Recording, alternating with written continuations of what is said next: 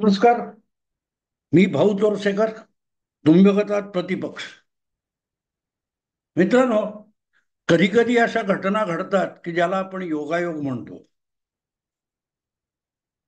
याचं कारण असं की त्या साम्य असलेल्या सारख्या वाटणाऱ्या घटना असतात आणि अपेक्षा नसताना घडतात आणि म्हणूनच त्यांना योगायोग म्हणतात.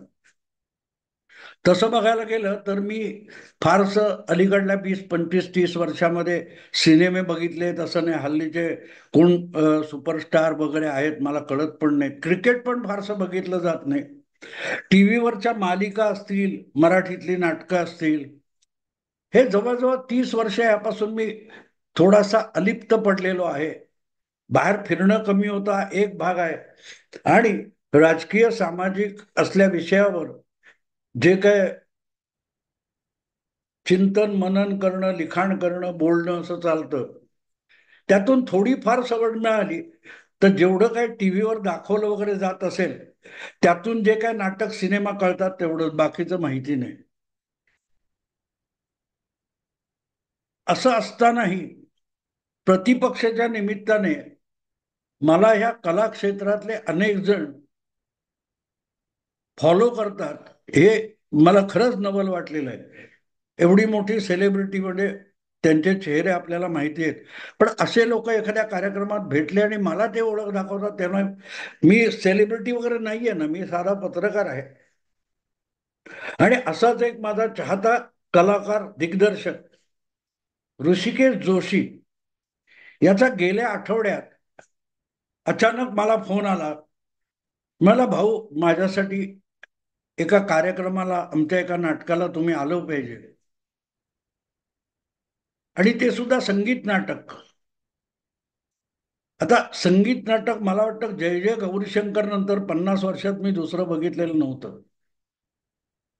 अगदी पहिला जो प्रसाद सावकार वगैरे जी मंडळी होती त्या काळात ते बघितलं होतं, त्यानंतर मी संगीत नाटक बघितलेलं पण नाही. आणि अशा वेळेला ऋषिकेश जोशीचा आग्रह थोडा विचित्र होता. म्हटलं असं काय निमित्त आहे, काय आहे?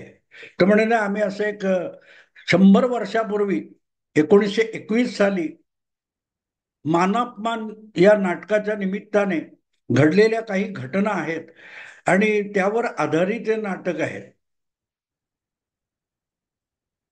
आणि म्हणून तुम्ही आलं पाहिजे. आणि त्याचं आणखीन एक अगत्य एवढ्यासाठी आहे की त्या 100 वर्षापूर्वी, 70 वर्षापूर्वी एक नाटकाच्या प्रयोगाची एक परंपरा होती, प्रथा होती, की त्यावेळेला त्या प्रयोगासाठी हजर असलेल्या बुजुर्ग मान्यवराच्या हस्ते तिसरी घंटा वाजवली जायची. आणि ती तिसरी घंटा वाजवण्यासाठीच तुम्ही यायला पाहिजे पार्ल्याला.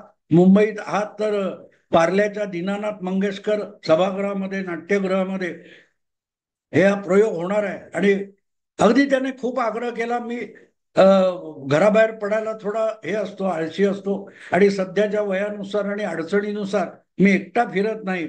तर तो म्हणाला, तुम्ही एक काळजी करू नका, तुमची आणण्याची आणि घरपोच परत पाठवण्याची व्यवस्था करतो. आणि मी होकार दिला. अर्थात तिथे गेल्यानंतर ठरल्याप्रमाणे सायली पोंक्षे मला न्यायला आल्या होत्या. त्यांच्याबरोबर जाताना गप्पा झाल्या, येताना गप्पा झाल्या. तिथे पोहोचल्यानंतर साधारण अर्धा पाऊण तास आधी ऋषिकेशची भेट झाली. इतरही अनेक कलावंत तिथे भेटले. आणि मला गंमत वाटली की हे चेहरे आपण कधी ना कधी कुठेतरी टीव्हीवर मालिकांमध्ये, नाटकाचे काय असतील बातम्या त्यामध्ये बघतो, हे आपल्याला ओळखतात, ह्याच मला नवल होतं. कारण मी तसा सेलिब्रिटी नाहीये. पण ठीक आहे. त्याप्रमाणे मग मकरंद देशपांडे, जो सिरियल, नाटक, मालिका, बॉलिवूड वगैरे मध्ये झळकणारा एक मोठा प्रतिष्ठित अभिनेता आहे, तो आणि मी अशा दोघांच्या हस्ते ती तिसरी घंटा देण्यात आली. आणि आधी त्याची पार्श्वभूमी सांगण्यात आली होती की जवळजवळ 100 वर्षापूर्वी नाट्यमंचावर, नाट्य क्षेत्रामध्ये दोन दिग्गज नावं होती. एक होते केशवराव भोसले आणि दुसरे होते बालगंधर्व. दोघांच्याही स्वतःच्या नाटक कंपन्या होत्या, नाटक मंडळी होती, आणि हे दोघेही आपापल्या गायकीने आणि अभिनयाने लोकांना मंत्रमुग्ध करत असत. आणि योगायोग आणखीन असा की हे दोघेही काकासाहेब खाडीलकरांचं संगीत मानापमान हे एकच नाटक एकाच वेळेला करत होते. आणि त्यांच्यामध्ये जी स्पर्धा होती ती निरोगी होती स्पर्धा. आणि अशा नाटकाचा एक संयुक्त प्रयोग करण्याचं योजलं गेलं. कारण असं होतं की लोकमान्य टिळकांच्या नावाने महात्मा गांधींनी एक निधी उभारायचं ठरवलं आणि त्याला आपलं योगदान असलं पाहिजे म्हणून डॉक्टर भडकमकर यांनी पुढाकार घेतला. आणि त्यातून एक कल्पना अशी निघाली की आपापल्या परीने स्त्री पार्टी करणारे बालगंधर्व आणि धैर्यधर रंगवणारे केशवराव दाते हे दोन दिग्गज गायक अभिनेते एकत्र आणायचे. पण ते एकत्र येतील का? आणि हीच गंमत आहे मित्रांनो, ज्या वेळेला मोठी माणसं आभाळा एवढी मोठी असतात, हिमालय एवढी मोठी असतात, आणि त्यांचे हजारो लाखो चाहते असतात, भक्त असतात, तेव्हा ते भक्त आपल्या कल्पनेतला जो त्यांचा दैवत आहे त्याच्याविषयी इतक्या विचित्र कल्पना करून घेतात की त्याच्यावरून दोन बाजूचे भक्त एकमेकाशी भांडायला लागतात. आज जसं मोदी भक्त म्हणून कोणाला हिणवून जातं, अंध भक्त म्हणून हिणवलं जातं, पण जे हिणवणारे ते विसरतात की मोदी भक्त म्हणून दुसऱ्याला हिणवणारे हे स्वतः राहुल भक्त असतात किंवा मोदी त्रस्त असतात. हे मी एवढ्यासाठी सांगतो की कारण नसताना दोन टोकाची माणसं, उंच माणसं यांचं जर आपसात भांडण नसेल तर त्यांच्या वतीने तुम्ही इतकी भांडणं का करता? आपला स्वाभिमान, आपला अभिमान त्यांच्यापुरता मर्यादित असतो आणि ते त्याचा एकमेकाविरुद्ध हत्यारासारखा सुद्धा वापर करत नाहीत. तर मग त्यांचे चाहते, त्यांचे भक्त, त्यांचे फॅन हे एकमेकांवर अगदी तलवार उपसून अंगावर गेल्यासारखे का वागतात? हा आजही पडलेला प्रश्न आहे आणि तेव्हाही पडलेला प्रश्न होता. आणि त्यामुळे ही जी घटना आहे ती अभिराम भडकमकर याने इतके बारकाईने पकडली आहे की संयुक्त मानव, मग त्याच्यातून असा एक पर्याय निघतो की काही कलावंत गंधर्व नाटक मंडळीचे आणि काही केशवराव भोसलेंच्या, मला वाटतं ललितकर कलादर्श नावाच्या संस्थेचे, असं मिळून हा संयुक्त प्रयोग करायचा.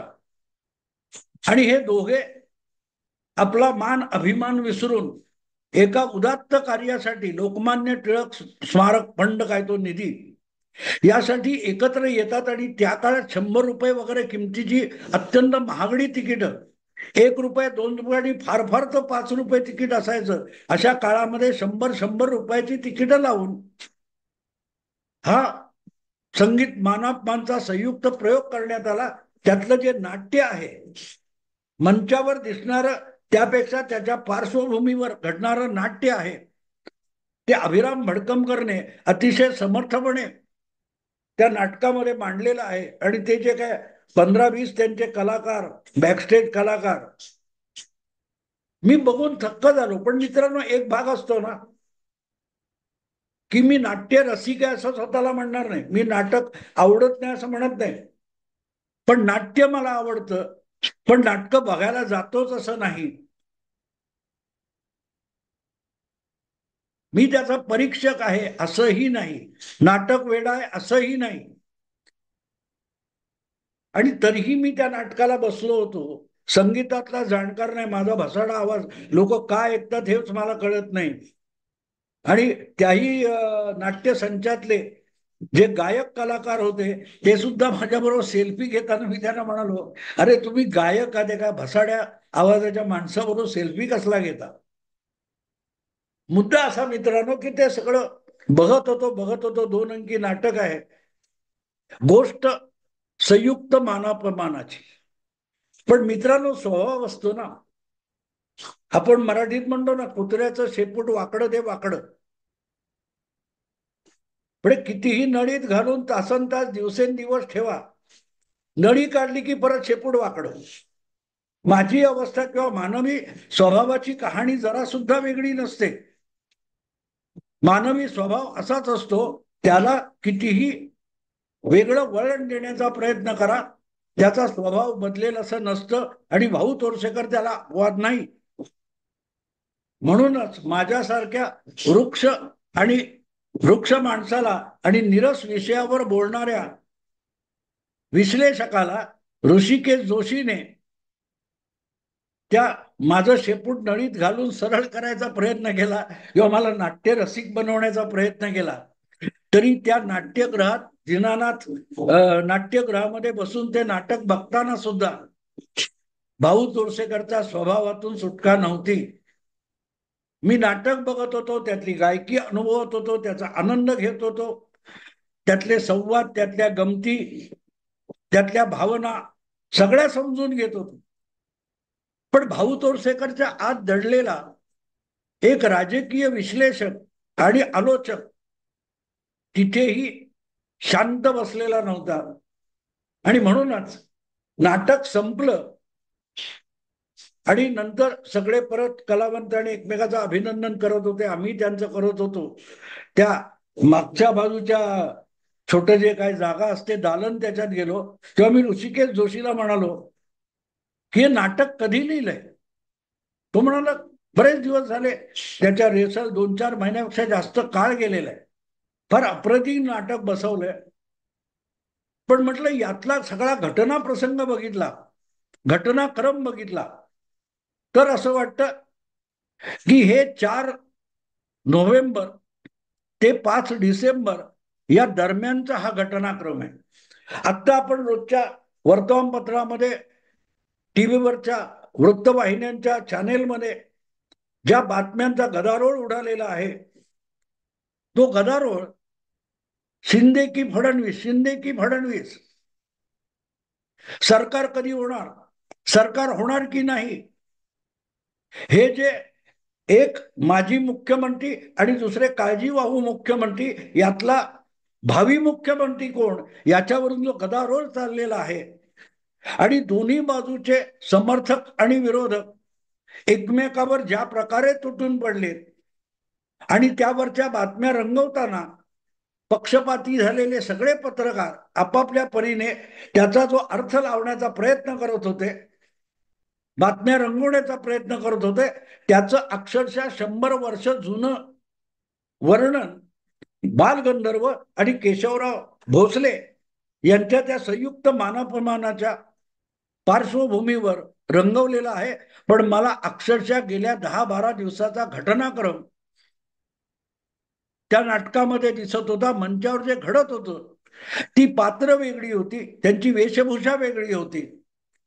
100 वर्ष जुन्या वेशभूषेतली ती माणसं, स्त्री पार्टी करणारं पुरुष पात्र, पण दोन बाजूचे दिग्गज गायक आणि त्यांच्यातल्या भावभावना, आस्था, आपुलकी, अभिमान, स्वाभिमान यांचं रंगलेलं ते नाट्य, हे बाहेरच्या जगामध्ये, महाराष्ट्रामध्ये प्रत्यक्ष घडत असल्याचं आपल्याला रोजची माध्यमं दाखवत होती. आणि म्हणून त्या सगळ्या जवळजवळ 2.5-3 तास चाललेल्या नाट्यप्रयोगामध्ये मला आज गेले 10 दिवस चाललेलं सगळं नाट्य जसंच्या तसं प्रतिबिंब पडल्यासारखं दिसत होतं. 23 नोव्हेंबरला मतमोजणी संपली आणि जो अभूतपूर्व विजय महायुतीला मिळाला, त्यानंतर मुख्यमंत्री कोण, 132 आमदार निवडून आणणारा देवेंद्र फडणवीस की उद्धव ठाकरे यांच्यापेक्षाही पक्ष वेगळा केल्यानंतर 1 आमदार जास्त निवडून आणणारा एकनाथ शिंदे, हे 2 दिग्गज आहेत त्यातले. केशवराव भोसले बालगंधर्व. आणि मग ह्याचा आवाज किती चांगला, त्याचा आवाज कसा खडा, ह्याचा आवाज मुळमुळीत, हे वाद घालणारे त्यांचे चाहते. असा प्रयोग होऊ शकतो का, होऊ शकत नाही, यावर हुज्जत करणारे त्या नाटकातले अनेक पात्र, छोटी मोठी, ज्यांची त्या कलाकारांची आणि पात्रांची नावं पण माझ्या लक्षात नाहीयेत, पण ज्या प्रकारचं नाट्य घडत होतं, आणि योगायोग बघा मित्रांनो, त्या नाटकाचं नाव सुद्धा गोष्ट संयुक्त मानापमानाची. हे सगळं नाट्य बातम्यांमधून आजकाल गेले 10 दिवस रंगवत होते ते देवेंद्र फडणवीस आणि एकनाथ शिंदे यांच्यातल्या मानापमानाची गोष्ट रंगवली जात होती बातम्यांमधून, ब्रेकिंग न्यूज मधून. आणि तिथे राजकारण नव्हतं, पण एक उदात्त असं संयुक्त नाटक कला संस्कृतीचा विषय होता. इथे राजकारणाचा विषय आहे, पण तिथे एका उदात्त हेतूने ही दोन दिग्गज कलावंत मंडळी एकत्र येतात आणि एक संयुक्त प्रयोग करतात. त्याच्यात कायदेशीर अडचण आली तर ते म्हणतात ठीक आहे, प्रयोग एकच बसवायचा, तुमचे कलाकार आमचे कलाकार एकत्र येऊन करतील, एखादा प्रयोग आमच्या कंपनीच्या नावाने लावू, दुसरा प्रयोग तुमच्या कंपनीच्या नावाने लावू, वाट काढली जाते.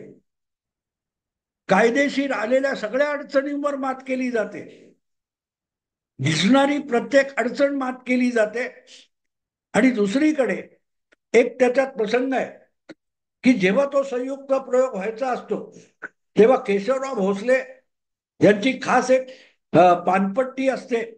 ती पानपट्टी ते बालगंधर्वांना पाठवून देतात आणि बालगंधर्व हे धारोष्ण दूध पिणारे, तर ते आपल्यासाठी आलेलं दूध हे केशवराव भोसलेंना पाठवतात आणि ते विनाश निशंक मनाने ते पानपट्टी खातात, ते धारोष्ण दूध पितात. पण ते घेऊन येणारे त्यांचे त्यांचे जे सहकारी सवंगडी आहेत त्यांना मात्र समोरच्या विषयी शंका असते. जसंच्या तसं आज आपण बघितलेलं नाट्य आणि रंगवलेलं नाट्य यामधलं साम्य साधर्म्य बघा मित्रांनो. पण ज्या वेळेला हेतू उदात्त असतो, चांगल्या ध्येयासाठी माणसं एकत्र येतात, तेव्हा ते आपापला अभिमान गुंडाळून बाजून खुंटीला टांगून ते कार्य सिद्धीला नेत असतात. हाच त्या सगळ्या काय म्हणतात ते त्या नाटकातला सारांश तो आहे की एवढी दोन दिग्गज मंडळी ज्यांना प्रत्येक एकमेकांचे कट्टर प्रतिस्पर्धी मानलं जात होतं त्या काळामध्ये, अधिकाधिक प्रेक्षक अधिकाधिक रसिक कोणाच्या बाजूने आहेत, कोणासाठी जमतात, ही स्पर्धा चालू असताना टिळक स्मारक निधीसाठी दोघेही खुल्या दिलाने एकत्र येतात. कुठचाही आडपडदा न ठेवता एकत्र येतात, कारण त्यांना एक मोठं उद्दिष्ट साध्य करायचं असतं, एक उदात्त कार्य पार पाडायचं असतं. हे ज्यांना कळतं, हे उदात्त कार्य आहे हे ज्यांना कळतं, अशी मोठी माणसं असोत की सामान्य माणसं असोत, ती खुल्या दिलाने एकत्र येतात. त्या नाटकात एक प्रसंग आहे की फंडासाठी पैसे मिळवायचे तर कमी तिकीट का ठेवायची, भरपूर पैसे खर्च करणारे लोक येतील आणि म्हणून 100 रुपये 50 रुपये 25 रुपये इतकी त्या काळात 100 वर्षापूर्वी इतकी महागडी तिकीट ठेवली गेली. कमीत कमी 10 रुपये तिकीट त्या काळात, ज्या काळात कदाचित लोकांचा पगार पण 10 रुपये नसेल सामान्य कारकुनाचा, अशा काळामध्ये एवढी महागडी तिकीट लोक येतात, गर्दी करतात.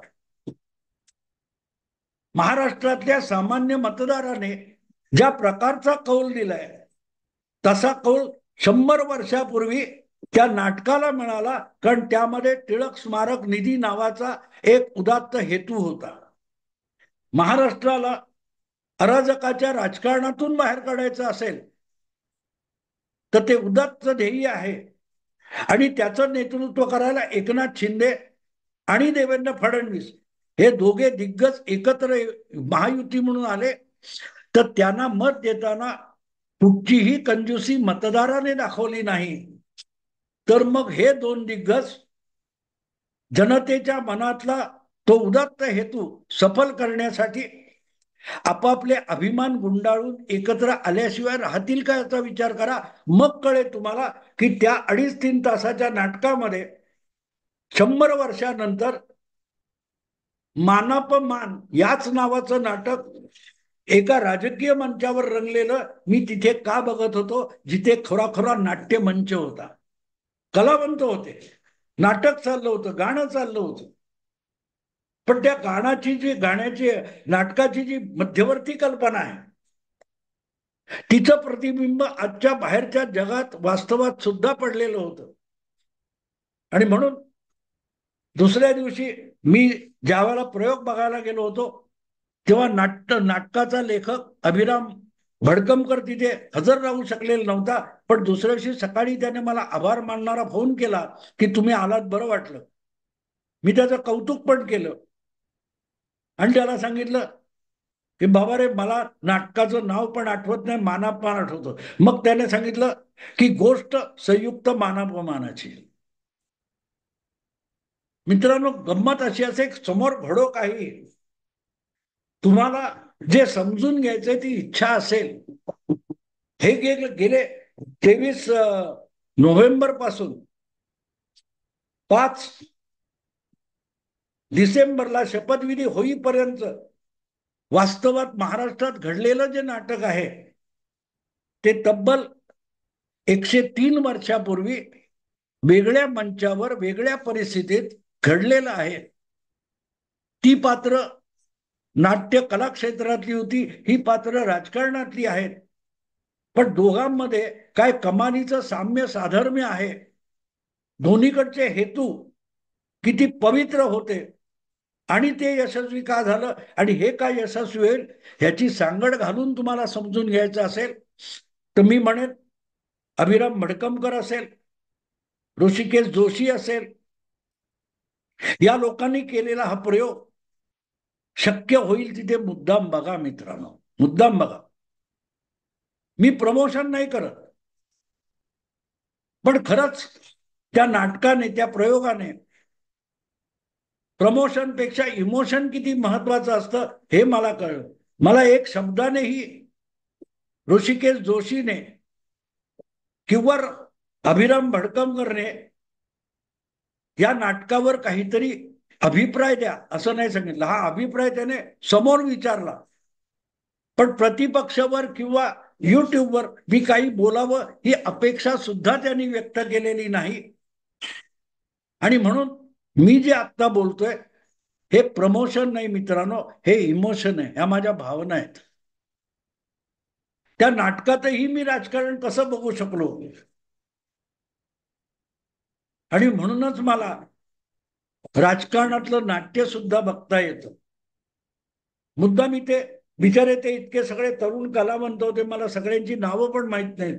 त्यांचंही अभिनंदन मी करीन. मी मुद्दाम ऋषिकेशकडे फोटो मागणार आहे, मिळाला. शेवटी जेव्हा त्यांनी ते सगळे कलाकार मंचावर पेश केले, त्यांचा एक फोटो आहे, ऋषिकेशने मला वेळेत पाठवला, तर मी मुद्दाम इथे टाकणार आहे. पण मित्रांनो, ज्यांना राजकारण आपल्या जगण्यातून ओळखावं, समजून घ्यावं असं वाटत असेल, त्यांना मी आग्रहाची आणि कळकळीची विनंती करेन की गोष्ट संयुक्त मानापमानाची हे मुद्दाम शक्य झाले होईल तिथे बघा.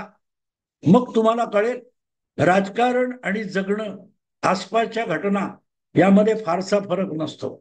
आता इथेच थांबतो. आवडलं लाईक करा, शेअर करा आणि प्रतिपक्षाला सबस्क्राईब करा. नमस्कार.